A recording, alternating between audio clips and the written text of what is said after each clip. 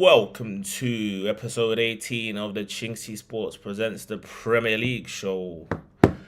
We are back again, heading towards the festive period where there's going to be a flurry of football.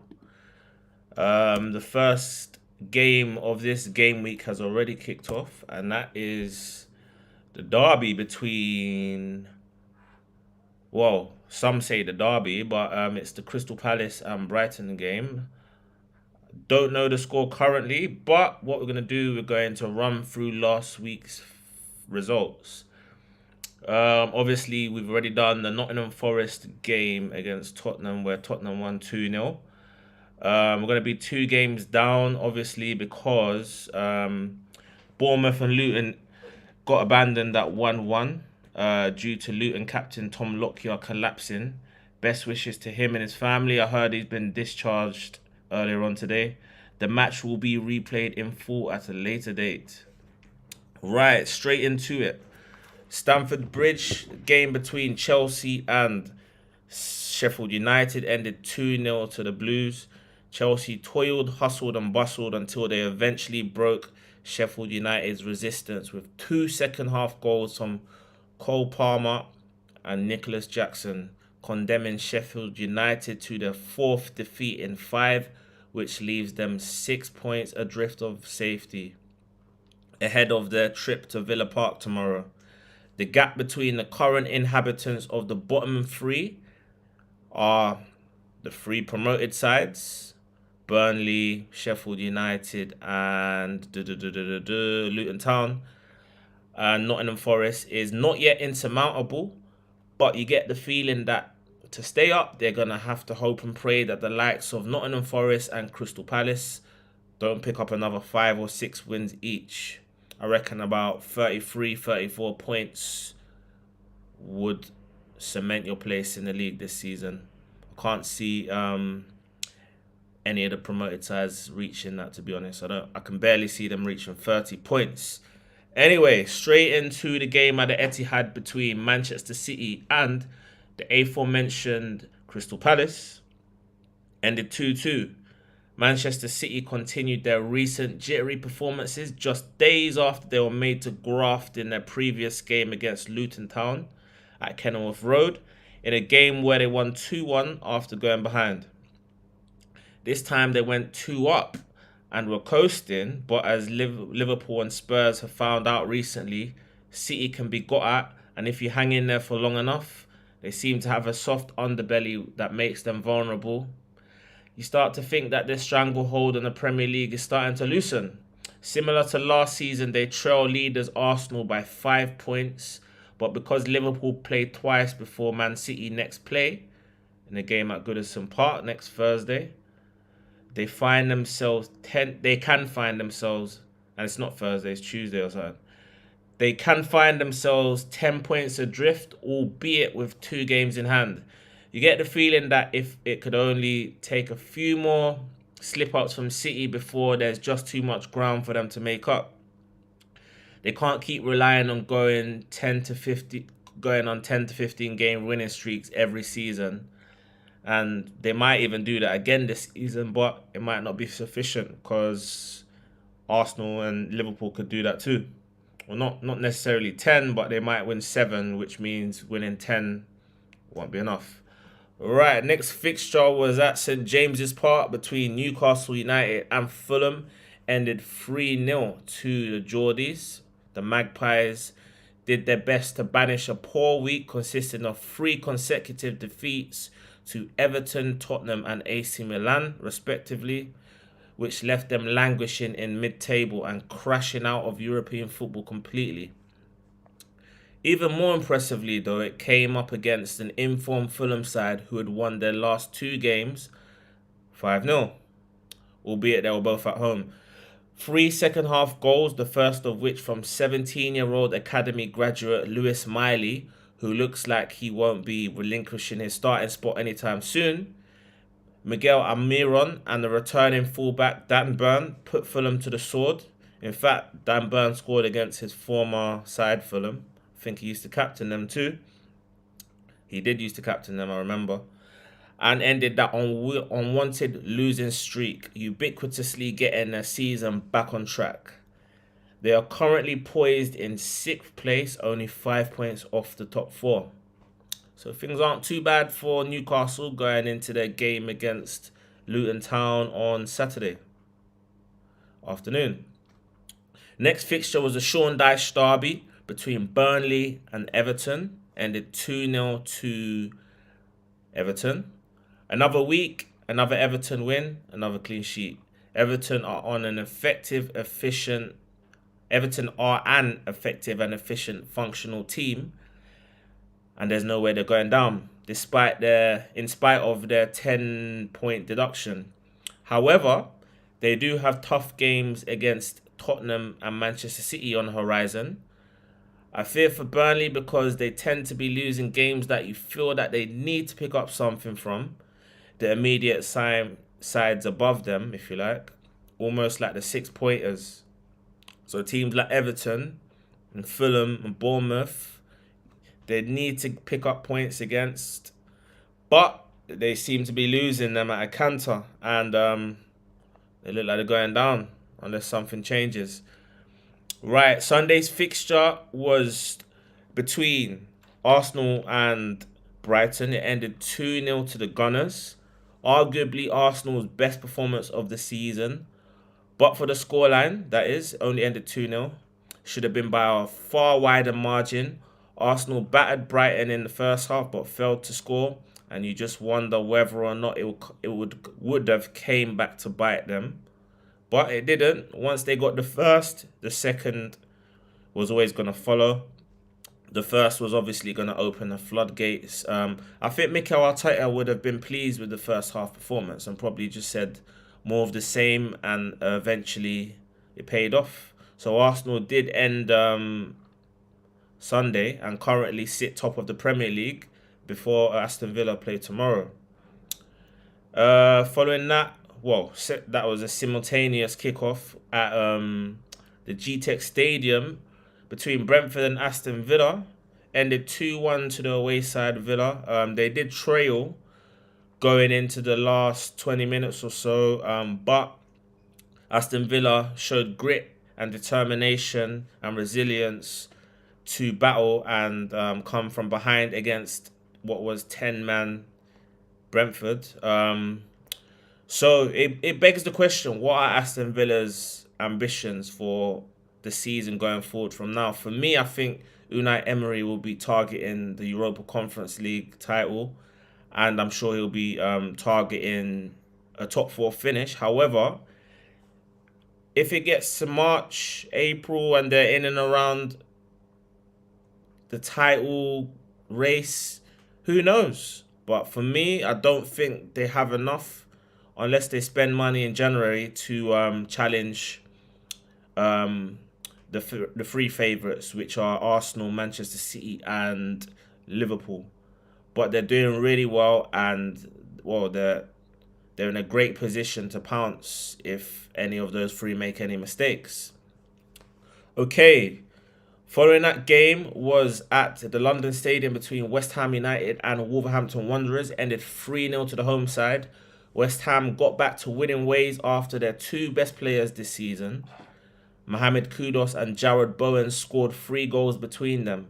The former looks a bargain after arriving from Ajax in the summer. He linked up superbly for the Hammers' first 2 goals. Obviously linked up superbly with Lucas Paqueta. I'm sure a lot of top clubs would be ruining the fact that they didn't take a punt on him, but you could argue that his next move will mean that he's proved himself at a good level in a top league. West Ham's a great place for a player like him to showcase his talents, just as their Brazilian playmaker Lucas Paqueta has. One thing's for sure, Paqueta won't be at West Ham next season. He won't be in claret and blue unless he signs for Aston Villa, that is. But yeah, on the other hand, Wolves' away form has been shambolic this season. They've now lost 4 consecutive games away from home. For me, I think they're one of a handful of sides that I can safely say won't get relegated and definitely won't be in Europe. you could effectively say they're on the beach already. They'll probably end up somewhere between 11th and 15th if you look at it. There's a group of them. You got your Bournemouths, you got your Crystal Palaces, your Wolves, your Brentfords. You know, there's going to be languishing in around mid-table, lower mid-table, that is. Right, the last game of the weekend was at Anfield, the big one between the old enemies, Liverpool and Manchester United. That ended 0-0. Liverpool's potent attacking side was stifled and blunted by a dogged and resilient United side who were under the cosh for pretty much 90 minutes. Depending on who you ask, it was a defensive masterclass or merely parking the bus with a low block. There was no way Erik ten Hag was going to lie down and allow his beleaguered United side to take another hiding. Last season, they lost 7-0 at Anfield, and the season before, they lost 4-0. In this game, the Anfield crowd took a lot of stick, and none other than Jurgen Klopp criticised the fans for what was a relatively subdued, poor, and lackluster atmosphere in what was one of their highest ever attendances. As obviously they've increased their increased their capacity in recent years. He clearly wants the fans wound up ahead of Saturday's Arsenal game, and I'm certain they'll be up for that one. If they're not up for that one, what they're going to be up for? I would say it's the biggest game of the season, but we'll get into that. Liverpool missed the opportunity to leapfrog Arsenal, who had earlier beaten Brighton, but now know if they do beat them on Saturday, they'll go top going into Christmas Day. Virgil van Dijk faced backlash after his post-match interview on the frustrating draw appeared to be demeaning and condescending towards United, drawing criticism from former Manchester United captain Roy Keane. Okay, so that was last weekend's fixtures. We're straight into that was last weekend's results. We're straight into this week's fixtures. Starting today with the game that's currently playing.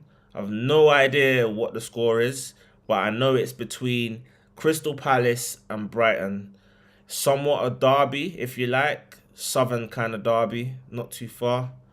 A grudge match. For me, I think Brighton are going to go over there and they're going to banish their poor recent form and they're going to get a 3-1 win. I think both teams come into this game with varying results. So obviously Crystal Palace came from behind to draw at the Etihad last week. Fantastic result for them. Whereas Brighton were absolutely destroyed and outplayed by Arsenal and only lost 2-0.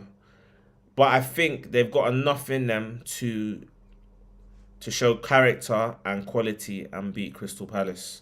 3-1 Brighton. Tomorrow's game between Aston Villa and Sheffield United. I've gone 3-0 to Villa. Aston Villa got a fantastic opportunity to go top, to put their feet up during the top of the table clash between Arsenal and Liverpool, knowing that a draw would keep them top, if I'm not wrong, based on goal difference or whatnot. But I think Aston Villa will get 3s and 4s in this one. They usually get a hatful of goals. You got the likes of Leon Bailey, Ollie Watkins, Moussa Diaby, Nicolo Zaniolo, John McGinn chomping at the bit. Obviously, Yuri Tillemans on fire. Douglas Luiz linked with Arsenal. He's been on top of his game. So obviously, a lot of Aston Villa players are brimming with confidence, and you should expect nothing other than a comprehensive home win. Following that, Saturday's fixtures, the early one, the big one on Saturday, well, one of the big ones on Saturday, is at the London Stadium between West Ham United and Manchester United. To say that both sides have had a turbulent recent few weeks is an understatement. Firstly, West Ham beat Spurs away, lost 5-0 to Fulham, then beat Freiburg 2-0 and Wolves 3-0, but then got absolutely obliterated by Liverpool yesterday in the Carabao Cup at Anfield, 5-1. On the other hand, Manchester United have not scored in 4 of their last 5 games, but in the two before that had scored 6, 3 and 3. Their away form is horrendous, nevertheless, whereas West Ham's home form is very impressive. So West Ham being slight favourites going into this game is wrong. I'm going for Desmond 2-2. I think Man United, they've got a knack for pulling out a result when you think they're going to lose. Now and again. So obviously everyone thought they'll get destroyed at Anfield. They pulled out a 0-0. Everyone probably thought they was going to get destroyed against Bayern Munich. They only lost 1-0, even though they lost. Anyway, next fixture is at Craven Cottage between Fulham and Burnley. I've gone for a 1-1 score draw.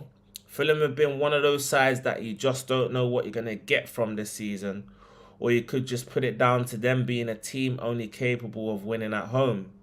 That being said, after their last 2 home games were 5-0 wins, I fancy Burnley to nick something. I think they're gonna get something out of this game. I've gone for 1-1, which will be a fantastic point for Vincent Kompany's side.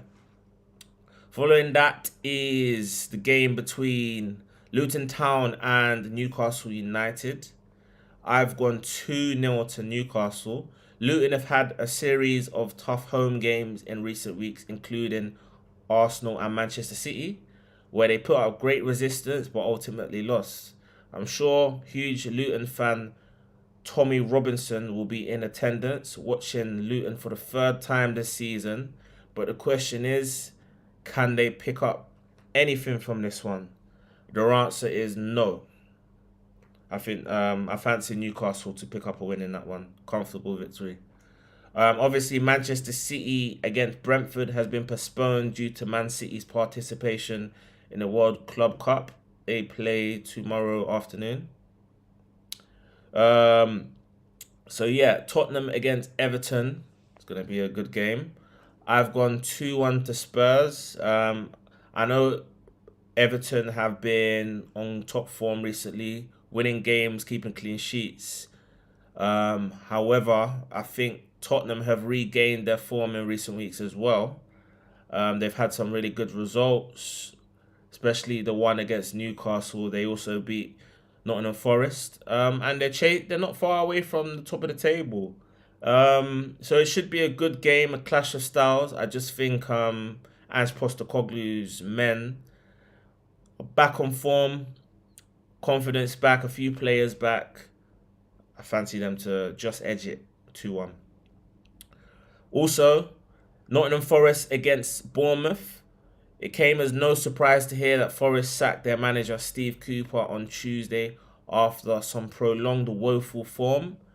So obviously, the new manager bounce is expected. Bournemouth, their game against Luton was postponed last week. So, you don't know how that's going to affect them. I fancy Forest to get back to winning ways, even though, they haven't been really good in the last 2-3 months. They've been horrendous, to be honest with you. I've gone for a 2-0 shock win, although the bookies probably won't see it like that. Following that is the penultimate game of the weekend, the big one, the 5:30 kickoff, I believe, at Anfield between Liverpool and Arsenal. I'm going to say my score after. I feel like Arsenal go into the biggest game of the season on the back of their best performance of the season after a win against Brighton sent them back to the top of the Premier League. However, they take on a Liverpool side who they haven't beaten in, wait for it, they haven't beaten away from home in 11 years and counting. Some may say that last season's Arsenal's capitulation started at Anfield with the 2-2 draw after being 2 up and cruising after only half an hour played. The second half, though, was a completely different story. However, after a Liverpool onslaught meant Arsenal hung on for dear life and ended up being lucky to leave with a point. This game promises goals, drama, and attacking football, well, certainly from Jurgen Klopp's men, as he only has one way of playing, which is brazen attacking football. Arsenal have been more controlling and have suffocated the life of the vast majority of teams that they've played this season. However, they have played some exceptionally free-flowing football along the way too, as exhibited in their previous game against Brighton and throughout their Champions League group stage campaign. The key for Arsenal to be successful in this one is to find the right balance between free-flowing football and controlling football. Whereas with Liverpool, they'll inevitably create bags of chances, but it's up to the likes of Darwin Núñez and Mohamed Salah to take them. I'm almost certain that there'll be goals galore. There'll probably be 4 or 5 goals minimum in this one. But I fancy Arsenal to finally lay their Anfield hoodoo to rest. 3-2 to the Gunners, I think. It's going to be one hell of a game, and I will be tuned into that one. Right, the last game of the weekend is between Wolves and Chelsea. Chelsea managed to grind their way into the Carabao Cup semi-finals after a late equaliser against... Who did Chelsea play? They played Newcastle at home, and they won on penalties. So, yeah, they... Obviously, hot off the back of that result, you would think that they'll be buzzing. But Wolves is a tough place to go. They've got a really good home record. They perform really well at home. They've been atrocious away. Even if this game is drawn, I can't help but feel that Chelsea manager Mauricio Pochettino will be hung and quartered. See what I did there? Considering how inconsistent his side have been. However, he knows that if he can bring silverware to Chelsea, it means European football. And they're not too far away from the European places. I think they're about 7 points off it. But I'm going to go for a Wolves narrow win. I think it's going to be a tight game. But I fancy Wolves' crowd to bring them the points. To help them obviously go into the festive period with 3 more points. Right. There's going to be a lot of football in the coming days and weeks. So you'll be hearing a lot of me. And I'll be back in a couple of days' time. Peace out.